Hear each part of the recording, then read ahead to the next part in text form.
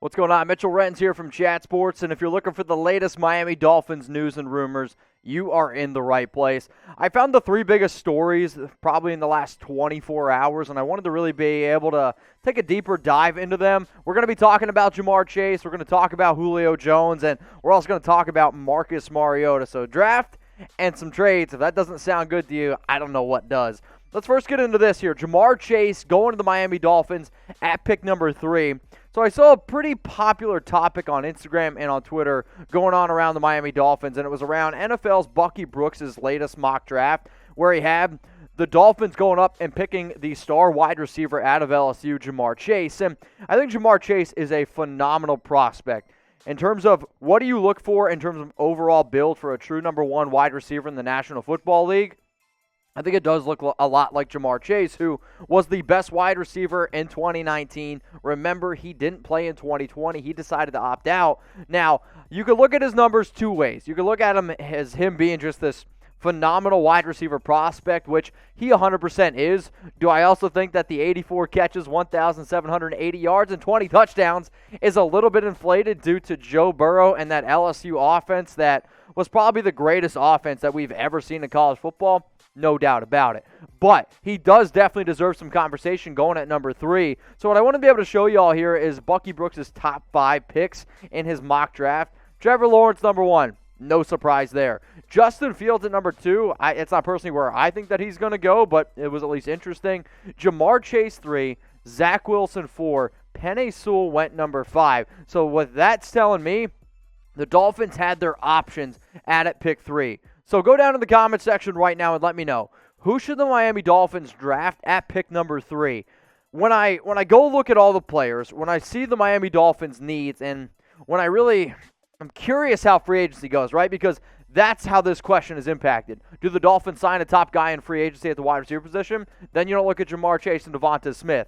If they go out and get a top guy in free agency in terms of right tackle or overall tackle, then maybe you don't look at Penei Sewell. But for me, it's between Ja'Marr Chase, DeVonta Smith, and Penei Sewell. Those are the top 3 players that I'm looking at for the Dolphins at pick number 3. Now, if you're always at home wondering what's going on with the Dolphins, what I want you to do is this.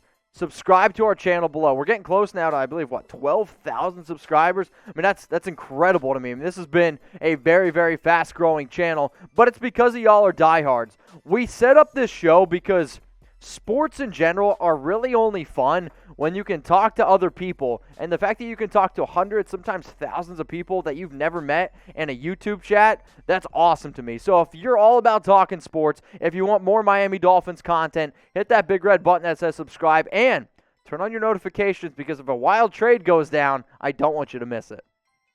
Speaking of wild trades, how about this here? Julio Jones. And I mean, this was pretty crazy, right? So, in an article by Bleacher Report, they essentially go down the list and they talk about what would be the ideal trade candidate for every single NFL team. The ideal what word is that? The ideal trade candidate, according to Bleacher Report, was Julio Jones. And I saw that and I was like, really? That really surprised me. Now, I get it. Julio's been linked to multiple different teams and trades, of course. He's also, I think, going to stay with the Atlanta Falcons because it makes sense for that NFL franchise not to move on from arguably the best wide receiver in the National Football League when he's fully healthy. Now, sure, they're tight on cap space and they could be heading for a rebuild. But I just think there's certain players that you don't trade. Just kind of like how the Arizona Cardinals didn't move on from Larry Fitzgerald. Is he past his prime? Absolutely. But he means a lot for that franchise, just like Julio Jones. So before I give you all my answer, what do you think? Should the Dolphins go out and trade for Julio? Type T for trade, type P for pass. Let me know in the comments. I get it that wide receiver is no doubt a need for this team. There's no doubt a need, right? Every single mock draft you see, they're taking at least one wide receiver, and more than likely with one of their top 3 picks. And then in free agency, I love Allen Robinson. I've talked about multiple receivers going to Miami. But let me know. T for trade, P for pass. Should the Dolphins go out and get Julio? I'm going to type my P for pass, and it has nothing to do with Julio Jones. He is a phenomenal, phenomenal player, would be the number 1 receiver on that team.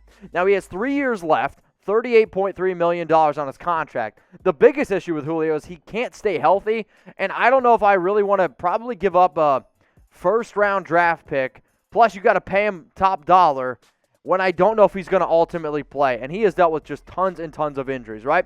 The other aspect of it is this. If you find yourself looking for a number one, maybe you can go out and get a guy like Allen Robinson. Now, I don't think Kenny Golladay, Will Fuller, and Juju Smith-Schuster are even in the same breath as a guy of Julio Jones. However, if you can get him at a cheaper deal, sure, maybe explore it. If you can do it without giving up a top draft pick, that's potentially why you do it. Now, I don't think Miami goes this route because they're going to see 3 unbelievably talented young receivers in the 2021 NFL Draft where you could probably get DeVonta Smith, Ja'Marr Chase, not even probably. You can get DeVonta Smith and Ja'Marr Chase at pick number 3. Maybe Jalen Waddle slides to 18, and my most ideal mock draft ever created would be Penei Sewell at 3, Jalen Waddle at 18. I don't know if that ultimately happens, but if you need a wide receiver, you can get one in the 2021 NFL Draft. And for the Miami Dolphins, you're building for the future. No offense to Julio Jones, that's not your future right now. You have all these amazing draft picks. You have a quarterback on a young contract. You try to fill and build around Tua, and then you build for the future. I love Julio. He's just not the future of this team.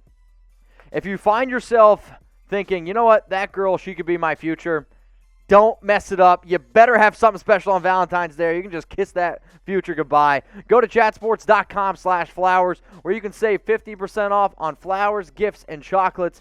The big day, I'll tell you what, man, it's coming up, and it's coming up really, really quick. And I don't want you to be the guy that doesn't have anything special. So, unbelievable different kinds of flower arrangements. If you're with me, I don't really know always what to get my significant other, so you know what? I'm going to ask you all this question. Asking for a friend. What's the better gift for Valentine's Day? Type F for flowers or type C for chocolates? I am team like I want chocolates because I got a sweet tooth. However, I feel like if I asked my girlfriend Alex, she'd be like, oh, I want flowers. Actually, you can get flowers and you can get chocolate. So type CF or FC in the comments. Bottom line, leave it up to the professionals. And if you support Pro Flowers, you're also supporting the show here, so we would appreciate it. Chatsports.com/flowers, 50% off all the gifts that you can find there. I'm going to put that link in the comments and in the description in case you can't remember that it's chatsports.com/flowers. So what's the last topic here on today's show? Should Miami go out and trade for Marcus Mariota? So in a report that came out that said the Las Vegas Raiders are listening to multiple offers for Mariota. That's totally true. Sports Illustrated went out and said that the Dolphins should try to trade for Marcus. The 2 reasons that they listed, the one reason is because obviously Ryan Fitzpatrick, he's more than likely going to leave. The second reason, which I thought was like I'm just going to be honest, the dumbest reason I've ever seen was because Mariota and Tua would be great working together because they're both from Hawaii. The fact that a company like Sports Illustrated actually put that in an article, I think is really, really embarrassing on their part. Just goes to show that they're not really doing their homework. Now, in terms of what did Mariota do on the field last year, he really only played in one game. That was Week 15 against the Los Angeles Chargers. He came in for Derek Carr once Carr went down with a groin injury. And you can see his numbers on screen. 226 yards, a touchdown, a pick. He also had 9 carries for 88 yards and a rushing touchdown. Raider fans were kind of very, very split on who to start, Carr, Mariota. But I do know this. I do anticipate Mariota not returning to the Las Vegas Raiders in 2021. So as it stands right now, this is the QB depth chart. Fitz, free agent. Rudock, free agent. Reed Sinnett, who the hell is that, right? So if you bring in Mariota, he would be the number 2 quarterback behind Tua. And sure, maybe they were both from Hawaii, and maybe they'd be able to get along great. But you do have to pay Mariota some money. So before I get into whether or not they should do it, I'm going to ask y'all, should the Miami Dolphins go out and trade for Marcus Mariota? I want you to type Y for yes or scroll on down in the comment section and type N for no. Mariota did win a Heisman. We all know that, right? But the Heisman days and his days back with Oregon, that's a long time ago. So he's 26 years old. He's been in the NFL for 7 years-ish and played really only one game this past year on the Las Vegas Raiders. Now, the last time we saw him starting full-time was with the Tennessee Titans, and I believe that year in 2019 he had 7 touchdowns, 2 picks, but he lost his job to Ryan Tannehill. I don't really think that Mariota is good enough to steal the job away from Tua, but maybe you can at least help him build a little bit. So in terms of going out for trade for Mariota, I'm just going to say this. No, you don't trade for Marcus. Two reasons here. One, if you go out and trade for him, you're going to have to pay him $10.63 million this upcoming season. That's a lot of money for a backup. It's actually basically more than what you're paying Tua right now, right? So that's part one.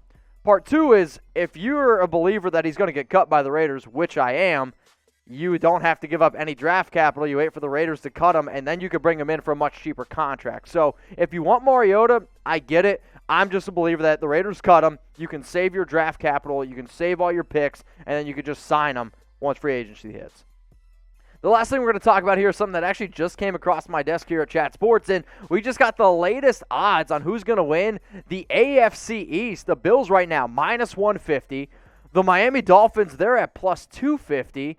The New England Patriots are at plus 600. And then the New York Jets at plus 1,500. So that's pretty interesting. So we don't have the question on screen, but I'm just going to say it anyway. Who's going to win the AFC East? If you think it's the Miami Dolphins, what I want you to do is go ahead and like the video. And if you're liking the video, I'm guessing you're a Dolphins fan. So why not hit that big red button that says subscribe and take this link below, send it to the 10 biggest Dolphin fans you know. That way we can get to 12,000 subs by next week.